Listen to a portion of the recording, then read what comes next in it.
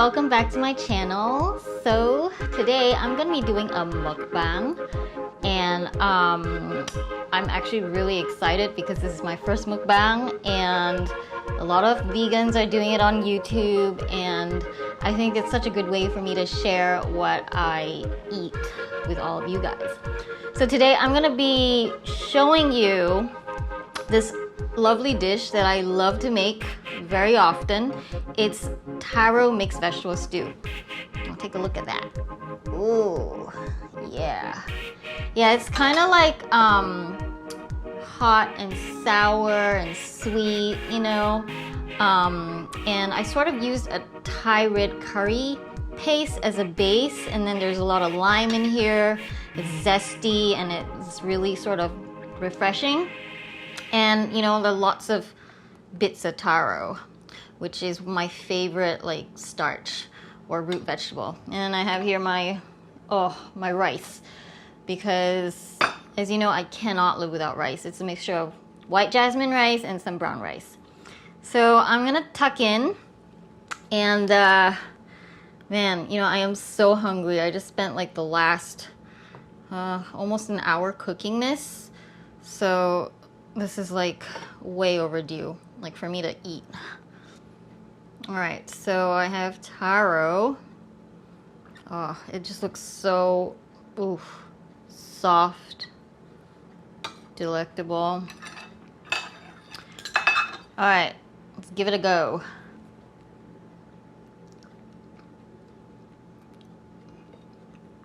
Oh my goodness. Okay. This taro, look at how creamy it looks. I'm gonna have to eat it with the rice. I mean, there's no other way. Oh my gosh. So yeah, basically I cooked the taro for like 15-20 minutes. You know, and I put in like broccoli and kale, some mushrooms, and everything together. Oh my gosh. Perfect. Perfect. Perfect. So, yeah, it's really, I feel the spiciness a little bit, that lime, that Thai curry paste. Yeah, it's great. Oh my gosh.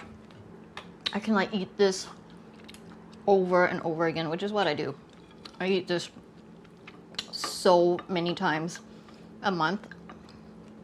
But you know what? I never get sick of the stuff that I make because it's all good. So today, I'm going to talk about why I became a good cook. I mean, I consider myself pretty good because I used to be really, really bad. I used to be so bad that it would make me look pretty good right now. So, you know, I just want to say that anything is possible. If you're like a really bad cook right now, I'm telling you, if you have the drive and the motivation to like succeed in whatever you do, I'm telling you, you can do it. You just have to believe it.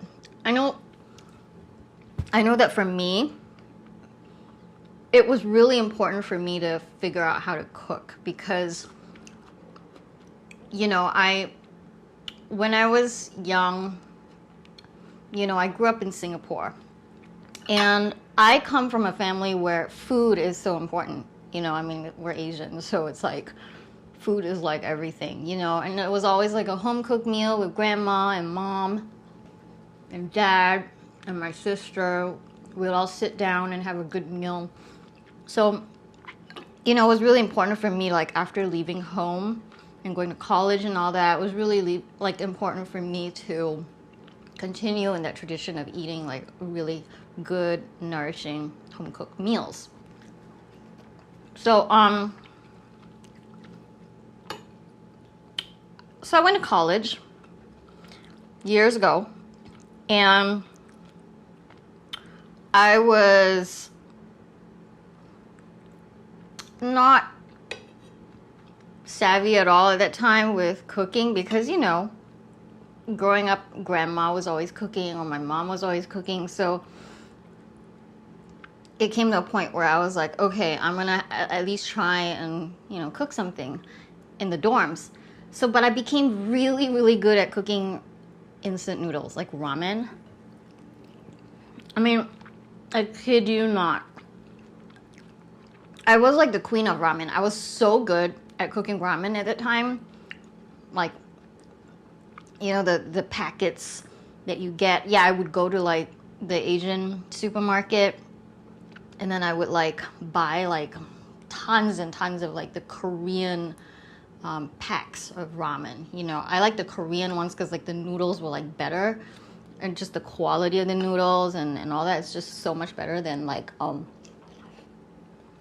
you know, the Japanese or the Chinese. I mean, no offense, Chinese, Japanese people. I mean, I think Koreans still make the best ramen, but oh well.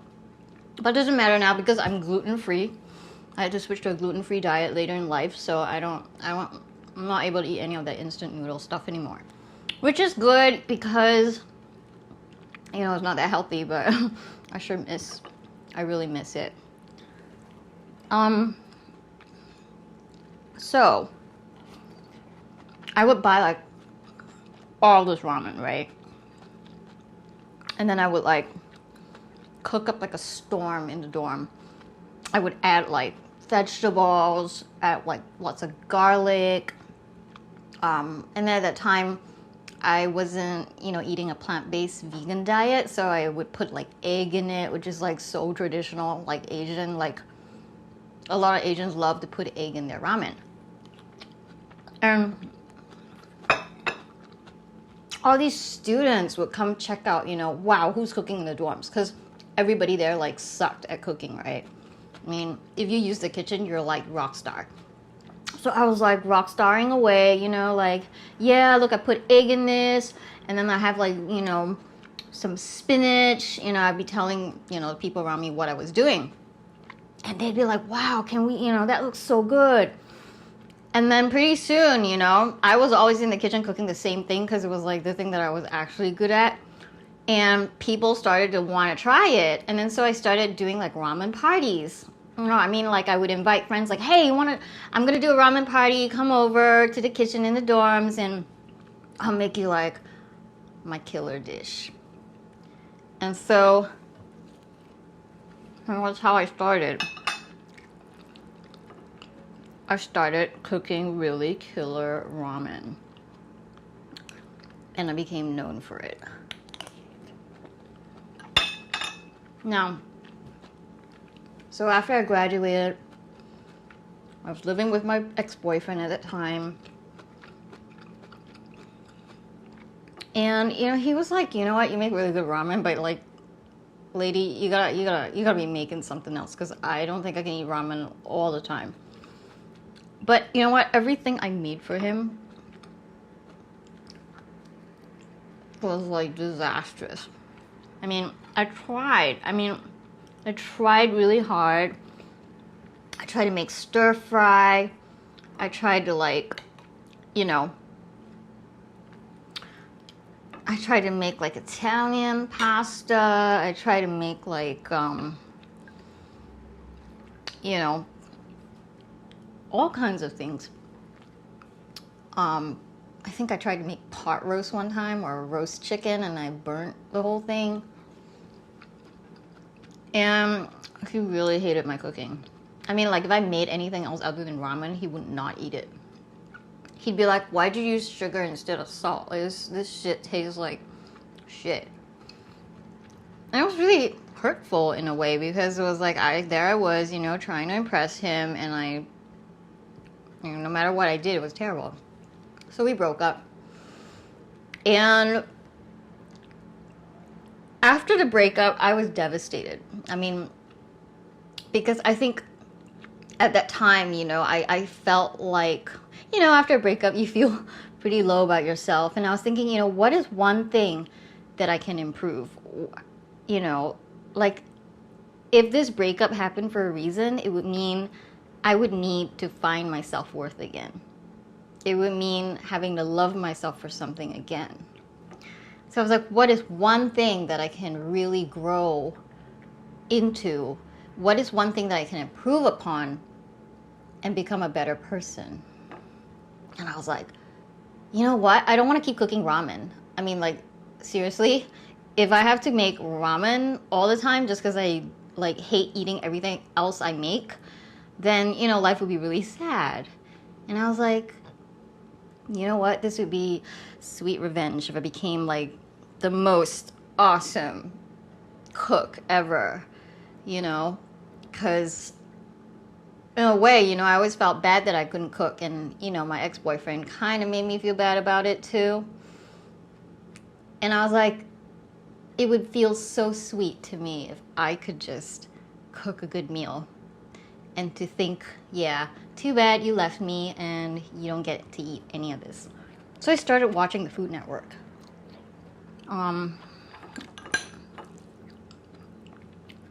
I started watching the Food Network like 24/7. And I fell in love with my favorite chef, Nigella Lawson. She's this British chef who calls herself the domestic goddess. Oh my gosh, she is a domestic goddess. I mean, she's smart, she's intelligent. I just like love all the stuff she made. Everything just looked beautiful and sexy and like, oh my god. I was like, I want to cook like that. I want to cook like real food that's comforting and, you know, something that I can look forward to when I come home after like a long day of work, you know? And so I started studying all her recipes, and I realized like she never really liked measuring stuff. She would like throw stuff in. She would cook with her instincts. She was just so like, I don't know. I mean, her whole process was really organic, and she just really loved what she did. And I was like, I want to love doing that as much as she does. So she was really inspiring. So I started to cook her recipes. You know, at that time I was still eating meat. I was cooking a lot of that stuff, meat stuff. And then the more I cooked, the better I became. And then I became vegetarian after that for 5 years. And then I then, you know, became fully plant-based vegan and gluten-free.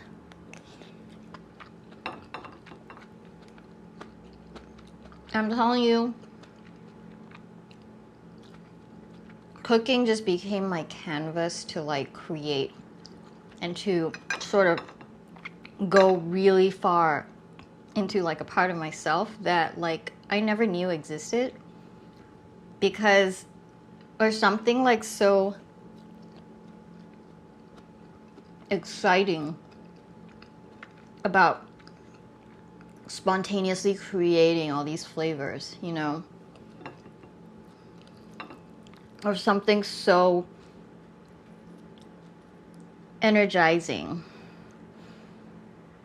about looking at all these different spices I have on my, you know, in my kitchen and going, okay, I know if I made a dish, I use A, B, C, and D, it's gonna taste like that. There's something so sort of, I don't know, I felt alive, you know, being able to like create magic in a way.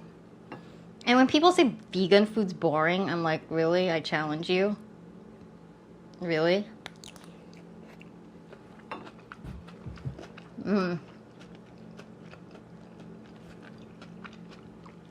My whole thing is to make vegan, Asian vegan food that's gluten-free, which is really hard to do because everything's like drenched in soy sauce. But like, I'm totally able to pull it off. And that comes from like really knowing your taste buds, you know. And of course I'm Asian, so it's like kind of helps that I grew up eating like the real authentic stuff that like my grandmother cooked or what my mom made. So it's like there's no excuse for me to cook something Asian and for it to not taste Asian, you know? So, yeah. Oh my god, I'm gonna have some more of this taro. It's ridiculous. It's like on a whole other level here. When you cook taro,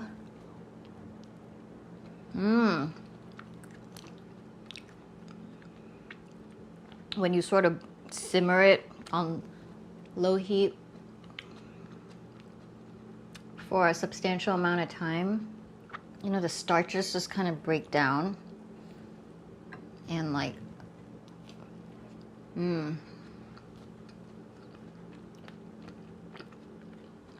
So I'm gonna define my plant-based gluten-free diet for you a little bit so you know more about me and how I eat and what my habits are. I'm a high-carb, low-fat vegan, meaning I eat really low in fat. For those of you who don't know, but for those of you out there who are high-carb, low-fat vegans, hello. I love you all. Okay, back to high-carb, low-fat vegan, right? I mean, my diet, my vegan diet. I don't eat much oil. If I do, it'd be like a little bit of sesame oil once in a while to flavor stuff up. You know, a good Asian dish really can be elevated by like, say, sesame oil. So in that instance, I would like, yeah, I would eat, you know, some oil. Or I try and go for like healthy fats like avocado or hemp seeds, that sort of thing. Like whole plant, you know, healthy fats. Once in a while, I would use coconut oil, maybe, like raw virgin coconut oil, or coconut milk, like say in a curry. But you know, I just try and keep it to a minimum.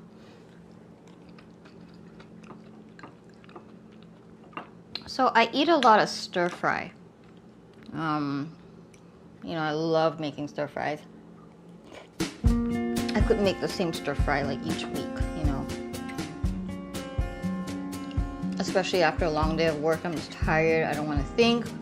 Like, okay, I just know I want to do Chinese 5-spice stir fry with broccoli and mushrooms, that sort of thing. So aside from stir fry, I eat a lot of like salads, okay, for dinner. There's some nights where all I want is a salad. I've been eating salads for so many years that's like, it's become like second nature to me to make them. But mainly, my food is very, how should I say, whole foods oriented. I eat a very, very nutritious whole foods diet. I don't really like a lot of the processed stuff. I mean, the most I do is like gluten-free pasta, you know, that's processed, but usually everything is really like, you know, I try to keep it as unprocessed as possible in its most natural state. And it's just so much better for my like digestion, because like when you start eating like all that processed shit, right, like all the additives that they put in, man, if you have bad digestion, or if you're celiac, or if you have like leaky gut, that stuff can really fuck you up, you know, like the additives and all the preservatives and stuff. That stuff's not good.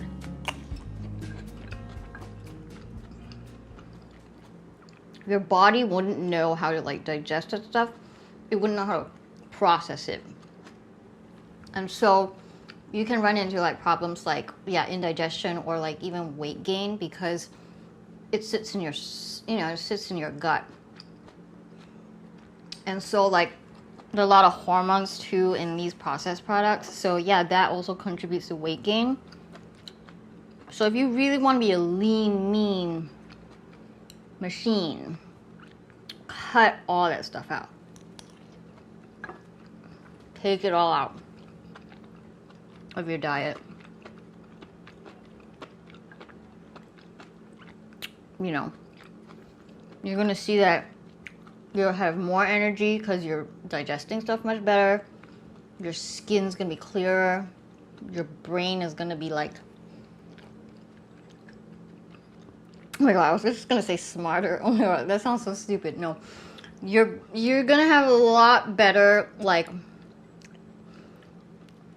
you're just gonna have so much energy, you know, to think, to do everything, to function, to drive, to go to work, to do anything.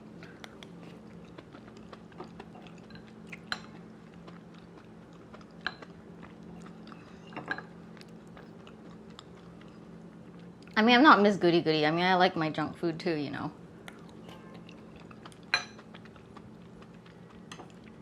I'm all about giving myself that cheat day once in a while. And I work out really hard too. I love, like, you know, kickboxing, yoga, dance. These are my main workouts that I do. And I work out about 5 times a week, 4 to 5. And I eat a lot of carbs, like taro, you know, like unprocessed carbs like this. And this stuff gives me so much mental energy, and I'm able to like perform so much better too, you know, when I'm working out. Like my athletic performance has really increased since I started a high carb, low fat diet over 1.5 years ago.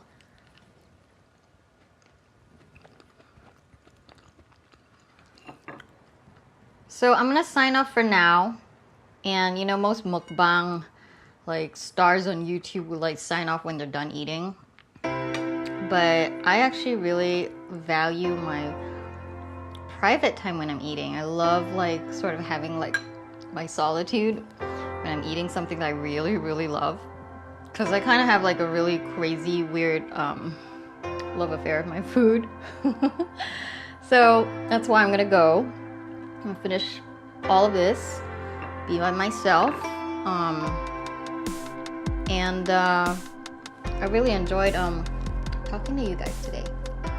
So, you know, feel free to leave comments below. Let me know if you like the video. If you want to see more mukbangs, I can make more. You know, feel free to interact. Let me know. So, have a good day, whatever you're doing. And remember, you can do anything. You can accomplish anything. If I could have been such a bad cook except for cooking ramen, and to a point where now I'm like showing you guys how to cook. I'm serious. You know, anything in this universe is possible. It's up to you. It's in your hands. All right. Love you all. See you soon. Ciao.